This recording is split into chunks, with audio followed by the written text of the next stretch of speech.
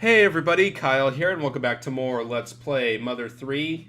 In the last part, we continued on towards Alec's house, and obviously we got there because now Alec is following us around.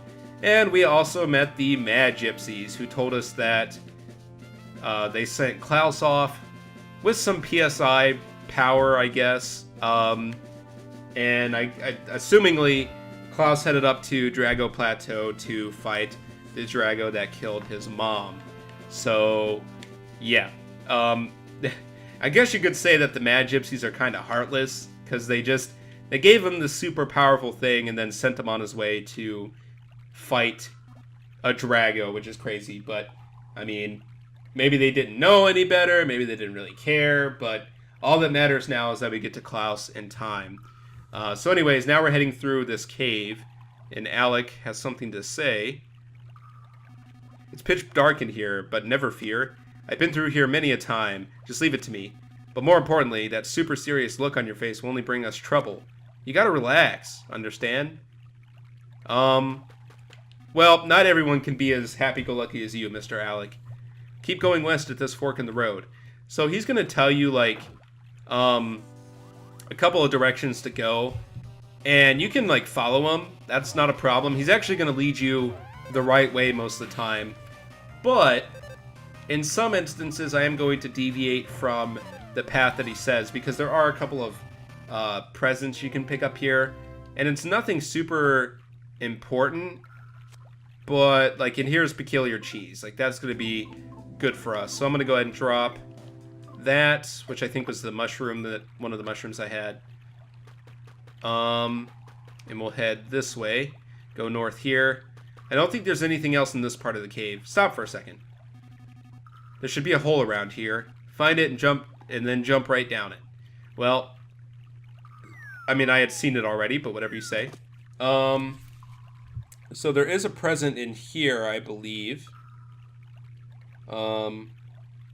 Checking my map. If I don't get all of them, it's not a big deal. Flint, follow the southeast passage.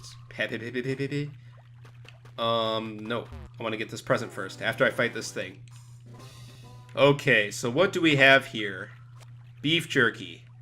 Well, maybe I'll pick that up. Oh, pfft. Well, obviously I don't need this rotten milk. So this is like what happens to the fresh milk, I guess. I thought it became, like yogurt or something. Maybe there's just a chance that that could happen. Or maybe it's because we went into a hot spring. I'll have to find out, and then I'll like put something up, on the screen basically explaining that. Because at the moment, I don't know, and I really don't want to take the time to find out. Oh, Flinty Poo. That was my Mad Gypsy impression. Do you like it? Relax, relax. Yeah, it was kind of good. Pretty accurate. I'll tell you this one early in advance. Head south at the next fork in the path. Well, what if I don't want to? Because there's still one more present I want to get. And this present actually has something good in it, so... Okay, have I ever been to this part of the cave? If you're wanting to go back, head south. Oh, okay, that just loops back around. Well, should have listened to Alec. Oh well. So, south of the next path. Yeah, so this is where I went right. Head west from here. Yeah, but I want to grab this first. A running bomb. Yes, that is very, very worth it. So, let's go ahead and get rid of the anti-paralysis. I don't think that there's anything coming up that we're going to fight that actually has paralysis. There might be something, but not sure. Wait! Exclamation mark, but. I need to do that quick, because he pooted. Nah, that's, oh my gosh. That's actually a reference to Nintendo Capri Sun streams, because he has a, I don't know what they call that, emote, I guess, or, like, one of his bots you can type in commands for, and it like, says something, and, since he farts all the time, he has a command that's, I think it says, if you type this command, that there's like a 90% chance that Tim just farted. So, yep, it's very fitting, and I thought it'd be fitting for that situation. North here. Head north. Okay. Flinty pie. Stop. It's not funny. Don't be so embarrassed. Hee. Tons of crag lizards in here. What the heck? We're as good as there now that we've made it this far. Now we just need to head upward and climb up some vines. The vines go up because they're divine. Goo. It is a pun. Very much so. Another one. And another one. And that is it. Okay.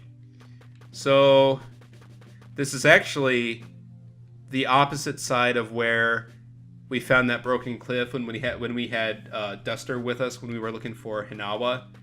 So, yep. If that bridge was hadn't been collapsed, we would have actually been able to cross there relatively easily, but that wasn't the case. I don't know if later in the game they actually put something there so that you could cross that, but not sure. Maybe I'll have to explore and check that out at some point. Okay, what do we have up here? Beef jerky. I'm actually good on healing items, so I'm gonna pass on that. Oh, more assholes. Man, my throat. Yep, run away. I guess they're afraid of us for whatever reason. So this thing, in only a few seconds, this instant revitalizing device fully revitalizes you.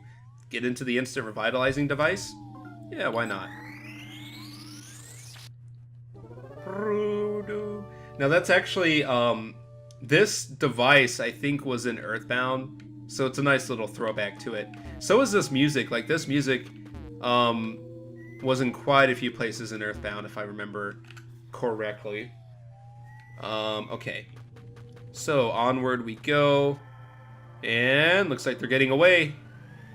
Oh well. We'll let them go for now, but eventually we're gonna kick some asshole butt. Eventually. Okay. So, we have some new enemies here. This abomination, which is a Titany. I think these guys have a chance to drop bombs, which is good. And also another interesting thing to note is that they can actually put you to sleep.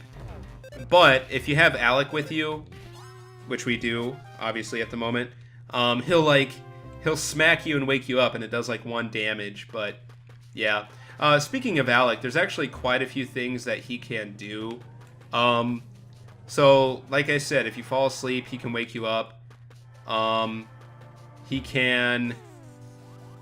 I think he can use herbs on you if your health gets below a certain point.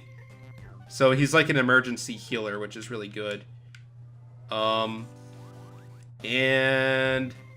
I think occasionally he'll actually attack the enemy, but he does very, very, very little damage. But, that's better than doing nothing at all like Thomas.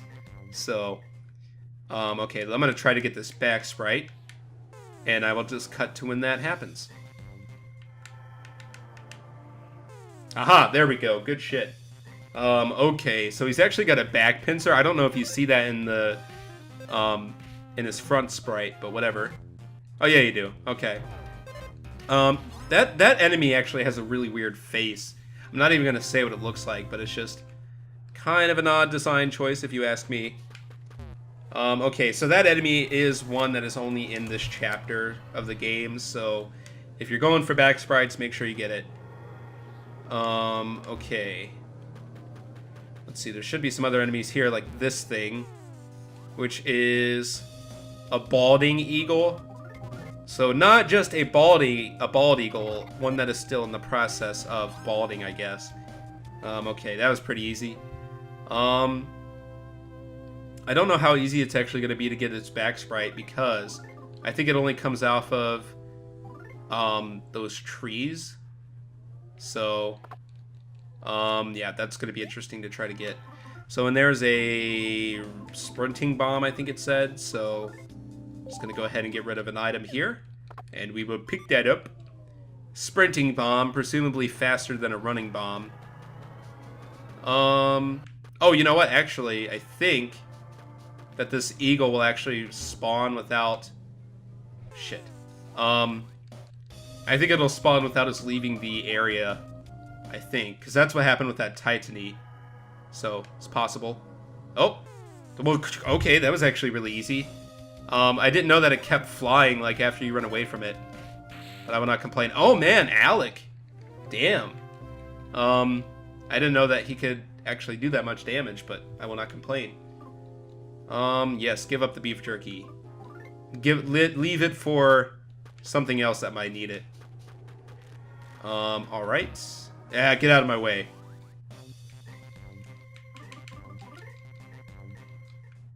Okay, I just decided to run away from that thing. It isn't worth the fight.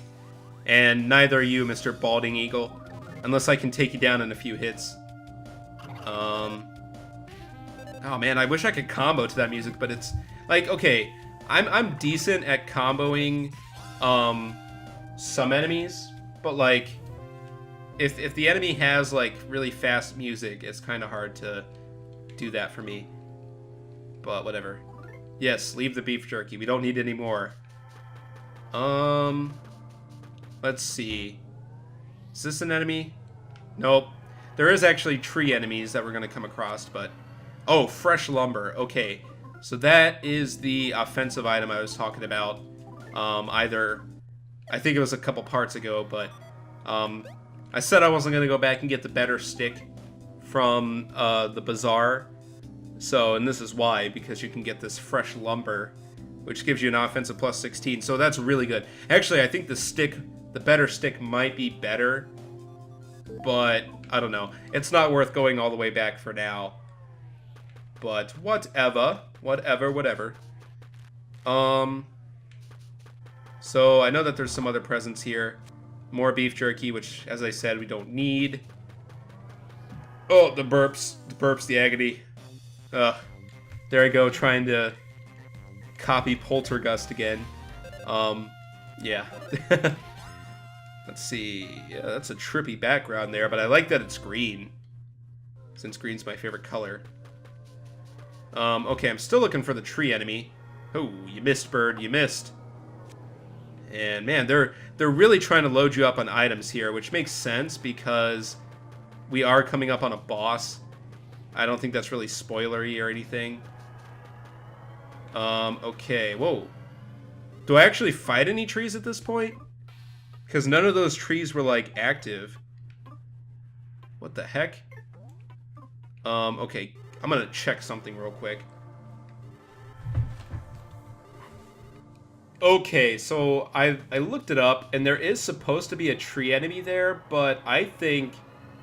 I don't know. Maybe it's just not, like, spawning because we just haven't gotten to the right trees yet, or because I'm overpowered. I don't know.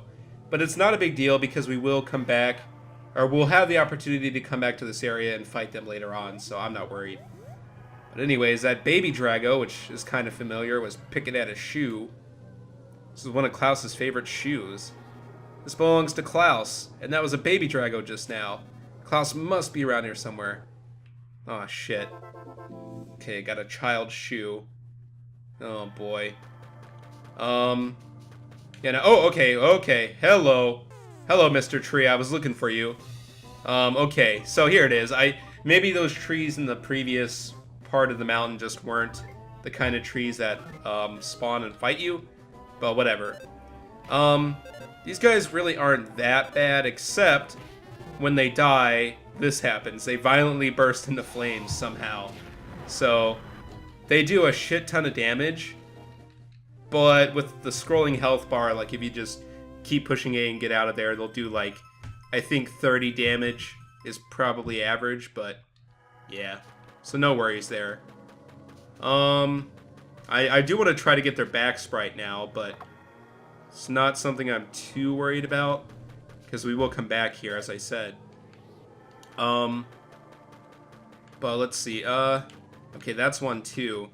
I don't even know, I guess I'm gonna have to try to run from these guys and get their sprite. So, 1 second. There we go, good shit. Okay, so, there's the tree. Standing up on his roots all funny-like. Okay, so that's its back sprite. Pretty plain, except for the fact that you can see all of its legs. Okay. Yeah, get out of here before we die. I'm assuming that what happens is, like, Flint temporarily catches on fire because of the tree explosion. And, like, I don't know. The reason why he's, like, dying is because he has to put out the flames or something. But whatever. Okay. So, let's continue on. I don't need to fight any more trees, thank you very much. Except I want that present down there, so I guess I have to at least get past this one. Okay. Yeah, we're pretty good on XP, so I'm not worried. Beef jerky, that was very worth it, actually. Okay. There's the other shoe. So something knocked his shoes off, which I don't know. I don't know what it could be. It's Klaus's other shoe. Uh-oh. Klaus, we're here to rescue you. Where are you? Well, the Mad Gypsies said that, oh my gosh. That's not good. But yeah, the Mad Gypsies said they gave him a PSI technique, so maybe he tried to use it and knocked his shoes off. That's what I picture having happen, but I don't know. What is that? That's not a Drago anymore. Yeah, it's definitely not. I have a bad feeling about this. Oh, shit. Well, I think it's safe to assume that this is the same Drago that fought, or that killed Hinawa. Yeah, that's even more apparent because it looks like it's missing a tooth. So, here we go. Revenge time, I guess. Okay. The mecha-drago suddenly attacked. Yeah, it is missing a tooth, so can confirm this is the same Drago that killed Hinawa. Alright, so what you need to do here actually is use the Drago Fang first before you can damage it. Because apparently they have a tough hide, according to, I think Bronson said that. Flint grasped the Drago Tang tightly and pounced on the mecha-drago. Yeah, this killed my wife and now it's gonna kill you. Sorta. It pierced the mecha-drago's tough hide. The mecha-drago let out a howl. Oh, jeez. Alright, so this is like our first official, like, actual boss fight, which is cool.